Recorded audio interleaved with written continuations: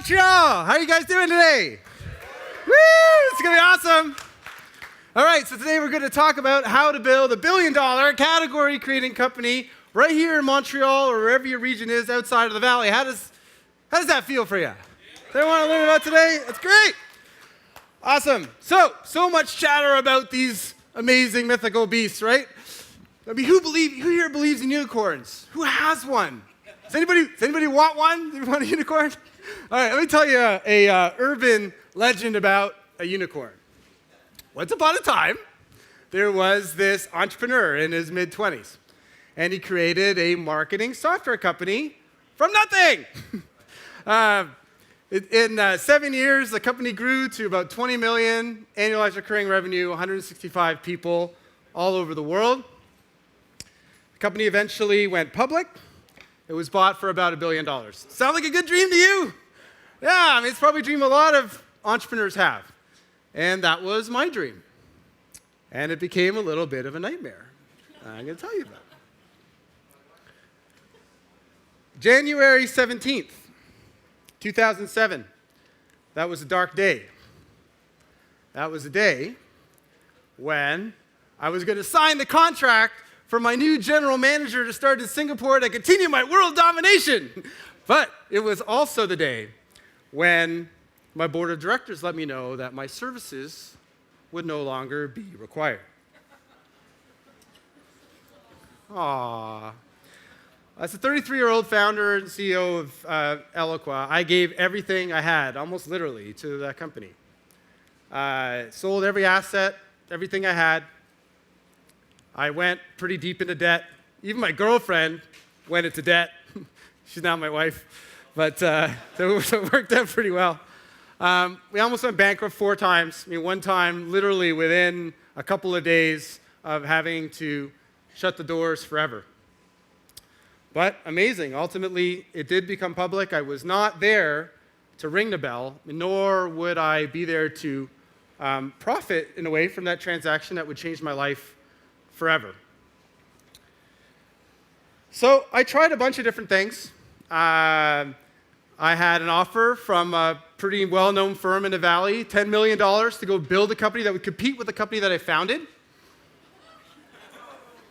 I really thought about it. I didn't feel very, very good towards the board at that time, but I couldn't do it. There's still a lot of my friends that were in that company, and frankly, it was not that interesting. I already had been there and done that, and I wanted to try something different. I tried a regular job. I was the CMO of a public company in the Valley that lasted all of 5 weeks, and that's where I learned where I really am fundamentally unemployable. I can't really work for anybody. I went to Asia for a while, which was really fun. I went to Singapore and learned how to do business there. Tried to build this company I had in mind over there, but couldn't quite get the right team together. I needed to come home.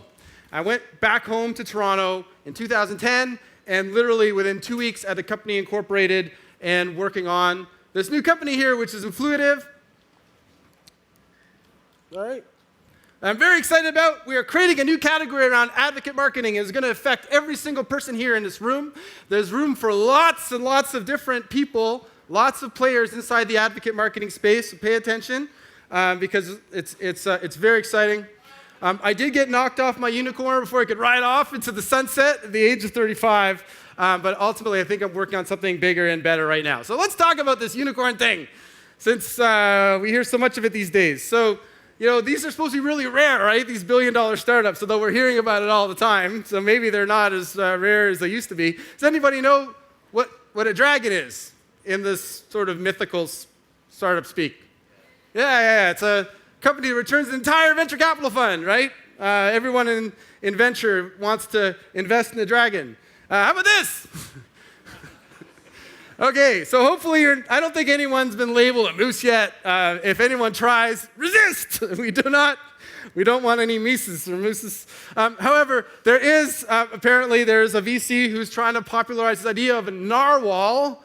A narwhal, it's a real thing, actually. It's a real animal, and it has this fabulous, golden horn that comes out of its head. So maybe this is what the Canadian unicorn is like.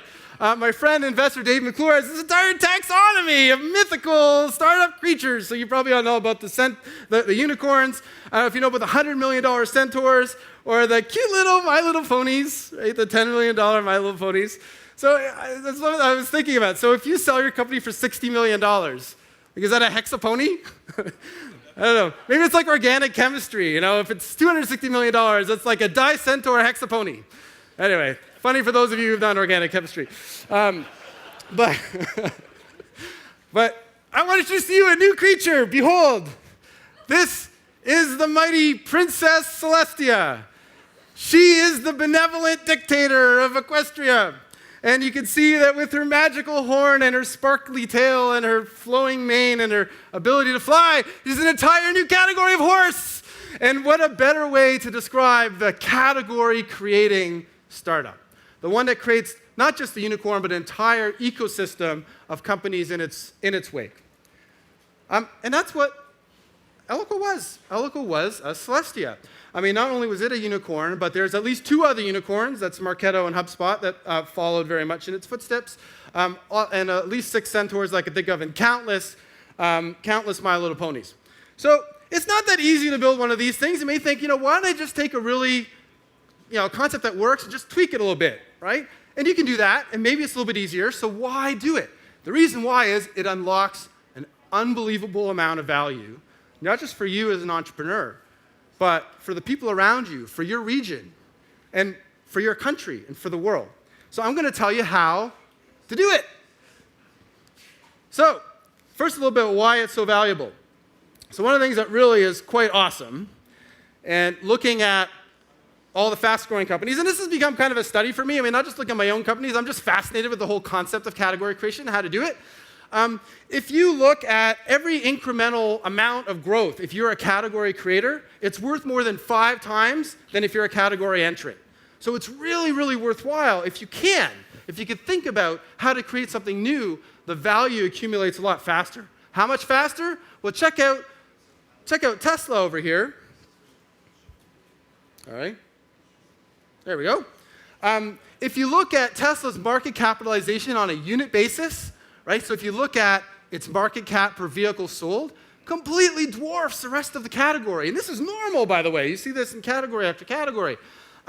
So basically, the investors think that all of us are going to be driving Teslas in the future, okay, when you look at this kind of chart. And I've seen this in category after category. Generally, about 75% or more of the entire category value is owned by the winner in that space, the leader.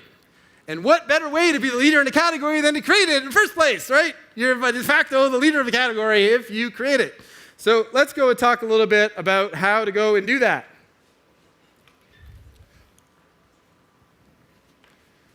All right, I don't know where to click this thing. But first, we have a participation prize. No, not quite yet. Hang on a second, just 1 second. The bag of unicorns. We have a participation prize. So who here is really excited to go and build a category creating startup now that we've learned all this stuff? Yeah. Yes! Prize for you. Do we have anyone else? Yeah, okay. All right. Bring the apparatus. All right, here we go. You asked for it. So I gave a talk like this in Singapore about 3 weeks ago. And I wasn't able to hit the back row. And someone tweeted at me, say, throws like a girl. Not that there's anything wrong with that. But I said, all right, we're going to try something different in Montreal. You guys ready? Here we go! 1, 2, 3. It's raining unicorns! Awesome. All right, now let's see how well I throw. We got more here. Here we go. Station prize. Woo! Here we go. I can't throw that far. All right, here we go. Whoa, woo! All right, the rest is my iPhone. You can't have that. Awesome. All right, here we go. All right, now we'll show you how to do it. So here's my definition of a category. This is not from any textbook. This is my own observation of the world. So here's what it is. For a distinct segment of the market, it's not for everybody. A transformational experience plus a revolutionary business model, all underpinned by disruptive innovation. That is how you build a category. Let's go through some examples. Okay, so Tesla, right? Where did Tesla start? They started with green-conscious, technophile, early adopter car enthusiasts. Okay? They're not trying to sell to you and me. They're trying to sell to very special people. The transformational experience is an all-electric car with the same or even better performance characteristics as a Benz S-Class or a BMW 7 Series. Now, it's not just the car that's amazing. The business model is also completely revolutionary. The ability to configure your car online. You can order in a mall from a non-commissioned sales rep. Completely different experience. It's not just the lithium-ion battery that they're well known for, but all the advantages of the SaaS model where you can download new features to your car like software. Completely revolutionary experience. This is why Tesla has become the category giant in electric, high-performance luxury cars they have invented. How about Salesforce.com? Okay, Salesforce.com started by selling good enough CRM software, you might still say it's good enough software, to high-growth, cash-strapped B2B companies, mostly in the Bay Area. The experience was completely revolutionary at the time, right? The ability to swipe your credit card and be able to provision your entire sales team with CRM software instantly, completely revolutionary, given what else is available at the time. Monthly subscription by users, and of course, the multi-tenant model, which they had pioneered. How about the companies I created? So Eloqua.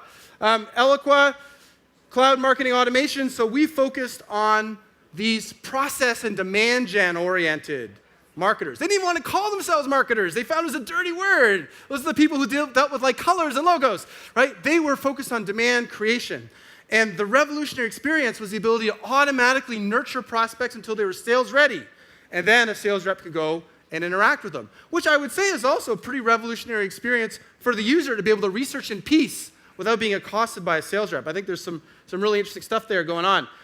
Monthly subscription by user, but the other thing too is that on the disruptive technology, it wasn't just the SaaS model, it was the fact that voicemail was becoming pervasive and marketers needed a new way in order to reach prospects. So that's another lesson about the disruptive technology. Often you want to find something that not only people are attracted to, but they're running away from.